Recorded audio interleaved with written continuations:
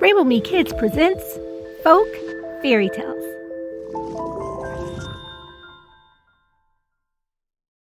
Afiong the Proud Princess. A long time ago, there lived a very rich king in a far-away kingdom. He had a very beautiful daughter named Afiong. All of the young men in the country wanted to marry her, but anytime any of the men asked her hand of marriage, she refused. Most of the rich men in her village asked for her hand in marriage, but she always called them ugly and never good enough. Afiong was very vain.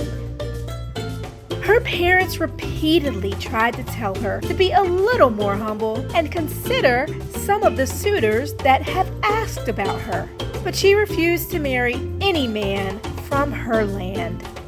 She vowed to marry a rich prince from a far-away kingdom. Her prince would be the best-looking man in the entire world. He would be strong and perfect in every way. So Afiong the princess continued to disobey her parents, at which they were very much disappointed. One day, there was a commotion within the village. What could be happening, people wondered. It didn't take long for news to reach the palace that a very fine man had been seen in the market. He was better looking than any of the natives. Afiong rushed to the market at once and saw the most handsome man she had ever set her eyes on. She fell in love immediately and invited him to her house. The prince was excited and went home with her. When they arrived to the palace, the handsome prince was introduced by Afiong to her parents. The prince immediately asked for their consent to marry their daughter.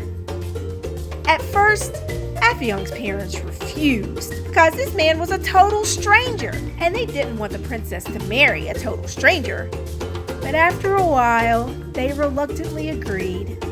The handsome prince lived with Afiong for 3 days in her parents' house and then said he wished to take his wife back to his country, which was far, far away. The princess agreed to go without hesitation. But again, her parents were reluctant in allowing her to go and asked her to stay. However, Afiong was very headstrong. She had made up her mind that they were going, and so she went. The king and queen were very sad. After walking for several days, Afiong and her husband walked to the end of the earth. Her husband asked her to walk further, and they walked into an enchanted land. As soon as they set foot in the enchanted land, strange things began to happen. First of all, a man walked up to the handsome prince and asked for all of his clothes.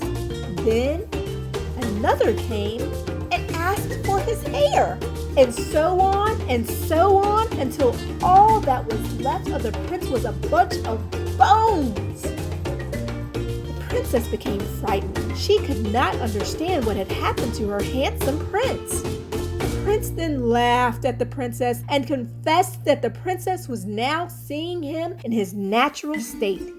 He had borrowed all of his body parts from the other enchanted people so he would look human when he went to ask for her hand in marriage. All he ever was a skeleton. The princess wanted to return home, but the skeleton wouldn't let her leave. When they arrived at the skeleton's house, they found his mother, who was a very old woman, quite incapable of doing much of anything. She could only walk around very slowly. Afiong tried her best to help the skeleton's mother by cleaning the house and cooking food and bringing in water and firewood. The old woman was very grateful for the attention she was receiving from Afiong and grew quite fond of her. One day, the old woman felt so sorry for Afiong that she decided to help her. she promised to send Afiong back to her country as soon as possible, as long as Afiong promised that she would obey her parents in the future. Afiong agreed without hesitation. Then the old woman sent for a spider who was a very clever hairdresser and made him dress Afiong's hair in the latest fashion. The old woman also provided jewelry due to her being so kind. Then finally, the old woman used her magical powers to call on the breeze, which carried Afiong to her father's kingdom. The breeze carried her all the way to the kingdom and dropped her off right at the door of her parents' palace. The king and queen were overjoyed to see their daughter. Afiong didn't realize that months and months had passed, and her parents had thought she had forgotten all about them because they never heard anything more from their daughter. When news spread that Afiong was back home, the entire village celebrated for 8 days and 8 nights. They danced and they ate throughout the kingdom. After the celebration, the king passed a law that parents should never allow their daughters to marry strangers. Then the prince from a neighboring village came to ask for Afiong's hand in marriage, and she willingly consented, as he was kind, with a great heart, and also handsome.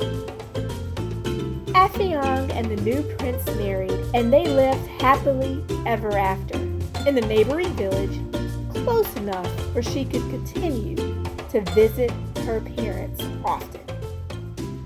The